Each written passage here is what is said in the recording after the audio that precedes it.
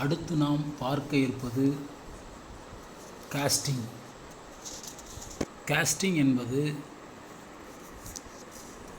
நமக்கு தேவையான வடிவத்திற்கு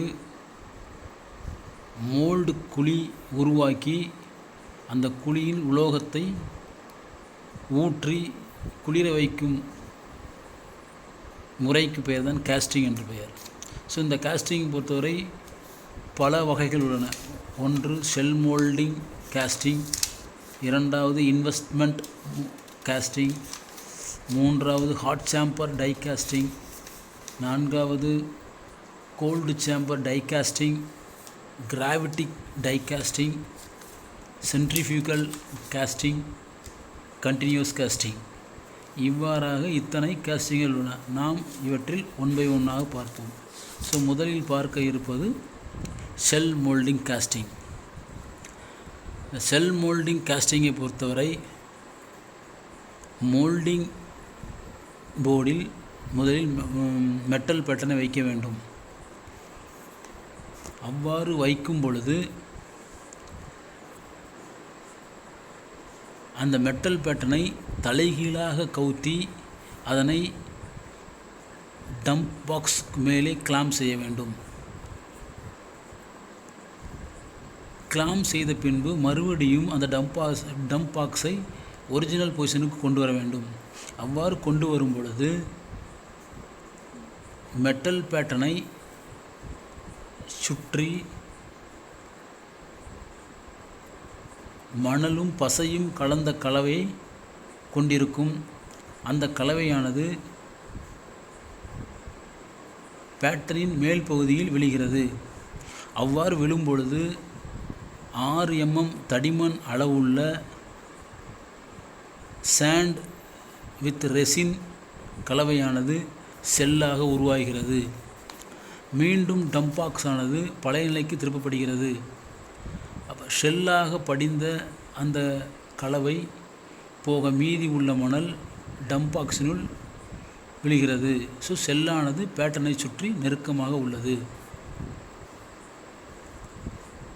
பின்பு அந்த செல்லானது குளிர்விக்கப்பட்டு பின்பு 2 பொருந்தும் செல்களும் நன்றாக இணைக்கப்பட்டு முழுமையான மோல்டாக மாற்றப்படுகிறது.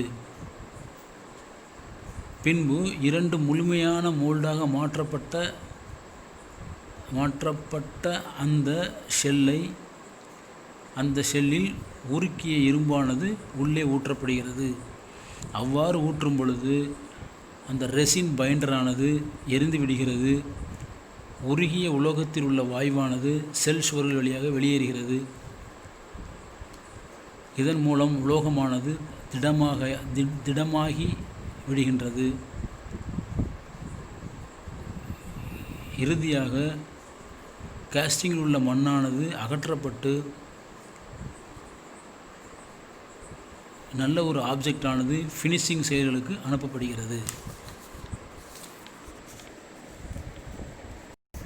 அதற்கடுத்து நாம் பார்க்க இருப்பது hot chamber pressure die casting. இந்த டை காஸ்டிங்கை பொறுத்தவரை முக்கியமான பாகங்களாக கருதப்படுவது burner, heating chamber, goose neck vessels and movable die plunger.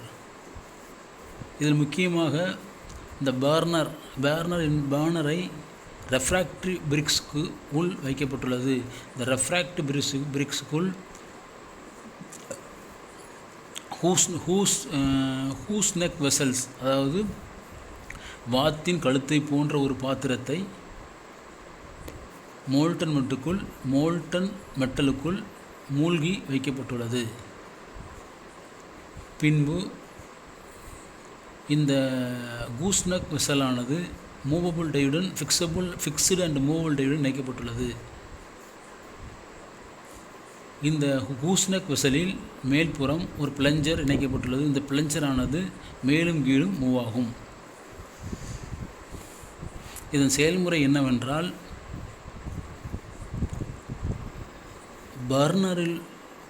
பர்னரானது heating சேம்பரில் எரியும் பொழுது அந்த மோல்டிங் மெட்டலானது வெப்பப்படுத்தப்படுகிறது. ஸோ பர்னர் ஹீட்டிங் சேம்பரில் பர்னர் எரியும் பொழுது மோல்டன் மெட்டலானது குறிப்பிட்ட வெப்பநிலை அடைந்தவுடன் அந்த மெட்டலானது மெல்ட்டிங் ஆகிவிடுகிறது. அந்த மெல்ட்டிங் ஆன மெட்டலானது பிளஞ்சர் மூலம் பிளஞ்சரானது டவுன்வேர்டு மூமெண்ட் ஆகும் பொழுது போர்ட் வழியாக ஹூஸ் நெக் வழியாக ஃபிக்ஸ்டு டை சென்றடைகிறது. ஃபிக்ஸ்டு டையிலிருந்து மூவல் டைக்கு செல்கிறது. பின்பு அந்த என்ன மாதிரியான ஷேப் தேவையோ அந்த ஷேப்புக்கு நமக்கு மோல்டு கிடைக்கிறது. பின்பு அதை குளிர்விக்கப்பட்டு மூவல் டையை தனியாக எடுத்து தேவையான ஆப்ஜெக்டை ஈஸியாக வெளியில் எடுத்துவிடலாம். எஜெக்டர் பின் மூலியமாக நமக்கு தேவையான கேஸ்டிங்கை வெளியே எடுத்துவிடலாம். இவ்வாறு நடக்கக்கூடிய இந்த கேஸ்டிங்க்கு ஹாட் சேம்பர் டை கேஸ்டிங் என்று அழைப்பார்கள்.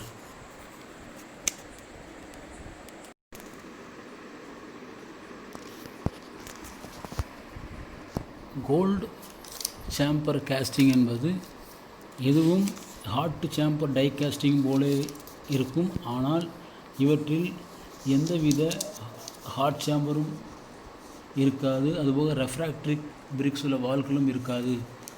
இவற்றில்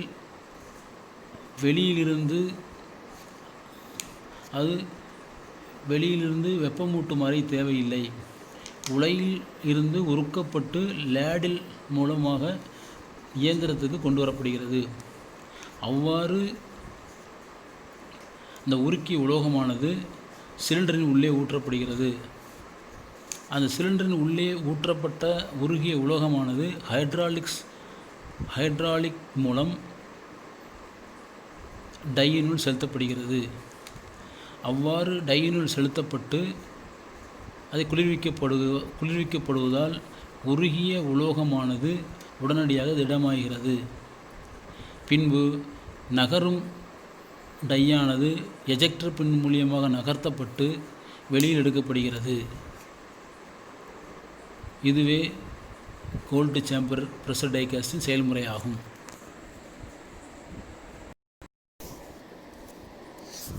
இப்பொழுது நாம் பார்க்க இருப்பது சென்ட்ரிஃபியூகல் காஸ்டிங். சென்ட்ரிஃபியூகல் காஸ்டிங் என்பது மைய விலக்கு விசை தத்துவத்தில் வேலை செய்கிறது. இவற்றில் முக்கியமான பாகங்களாக கருதப்படுவது லேடில், லாங் இன்கேட் அதாவது spout, metal mould, water jacket and roller. இவற்றில் மோல்டன் மெட்டலானது லேடிலிருந்து லாங் இன்கேட் ஸ்பைட் மூலம் ஊற்றப்படுகிறது. அவ்வாறு ஊற்றும் பொழுது இந்த லாங் இன்கேட் ஸ்பைட் வழியாக சுழலும் மோல்டு ஒரு ட்ராலியில் பொருத்தப்பட்டுள்ளது. சென்ட்ரிஃபியூகல் ஃபோர்ஸ் மூலம் உலோகத்தால் செய்யப்பட்ட ஒரு மோல்டு சுற்ற வைக்கப்படுகிறது. அந்த சுற்ற வைக்கப்பட்ட மோல்டானது ஒரு ட்ராலியில் பொருத்தப்பட்டிருக்கும். இது ரயில்வே தண்டவாளங்களின் மேல் நகரும் வகையில் இருக்கும். ஸோ உருகிய உலோகத்தை ஒரு நீண்ட குழாயின் வழியாக இந்த மோல்டுகள் ஊற்றப்படுகிறது. அவ்வாறு ஊற்றும் பொழுது ட்ராலியுடன் சேர்ந்து மோல்டு சுழல்வதுடன் ட்ராலியுடன் சேர்ந்து நகரும். அவ்வாறு நகர்வதால் சென்ட்ரிஃபியூகல் ஃபோர்ஸ் மூலம் மோல்டின் சுவரில் இந்த மோல்டன் மெட்டலானது வீசப்படுகிறது. அவ்வாறு வீசும் பொழுது இந்த மோல்டன் மெட்டலை சுற்றி வாட்டர் ஜாக்கெட் அமைந்துள்ளது. இந்த வாட்டர் ஜாக்கெட்டானது மோல்டன் மெட்டலின் வெளிச்சுவரை குளிர்விக்கப்படுகிறது. குளிர்ந்தவுடன் அந்த உருக்கிய உலோகமானது திடமாகிறது. பின்பு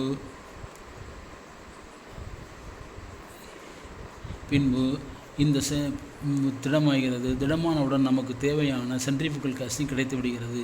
இந்த சென்ட்ரிஃபியூகல் காஸ்டிங் முறையின் மூலம் உருளை வடிவமான மற்றும் சீரான சம வடிவமுள்ள காஸ்டிங்களை தயாரிக்கலாம். அடுத்து நாம் பார்க்க இருப்பது கண்டினியூஸ் காஸ்டிங். இந்த முறையில் மோல்டன் மெட்டலானது செங்குத்தாக மோல்டனில் ஊற்றி காஸ்டிங் பெறப்படுகிறது. இந்த செயல்முறையில் உலோகமானது மோல்டின் மேல் பகுதியில் உலையில் வைத்து உருக்கப்படுகிறது.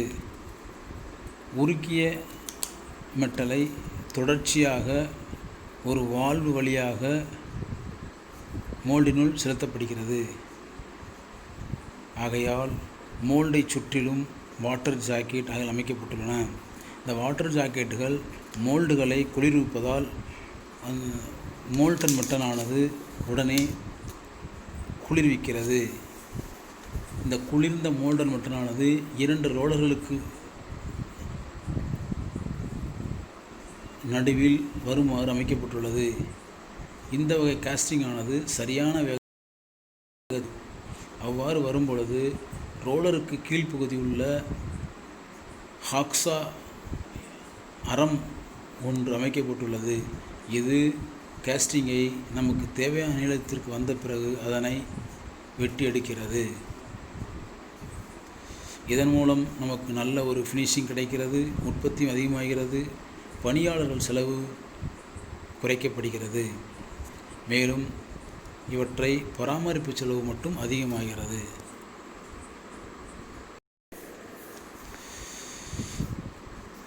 அடுத்ததாக நாம் பார்க்க இருப்பது டிஃபெக்ட்ஸ் இன் காஸ்டிங்.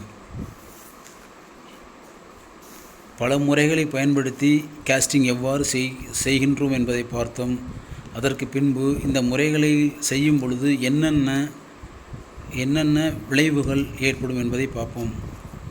முதலாவதாக ப்ளோஹோல்ஸ், இரண்டாவதாக ஸ்வெல்ஸ், மூன்றாவதாக ஷிஃப்ட்ஸ், நான்காவதாக ஃபின்ஸ், ஐந்தாவதாக ரன் அபவுட், ஆறாவதாக ஹாட் டியர்ஸ், ஏழாவதாக ஹனிகோம்பிங், எட்டாவதாக கோல்ட் ஷட் அண்ட் மிஸ்ரன், ஒன்பதாவது ஸ்ட்ரிங்கேஜ். இத்தனை வகையான டிஃபெக்ட்ஸ்கள் மூலம் நாம் காஸ்டிங்கில் இருக்கும் அதை கண்டறிந்து அதற்கு தேவையான ரெமெடிகளையும் அறிந்து கொள்ளலாம். நன்றி, வணக்கம்.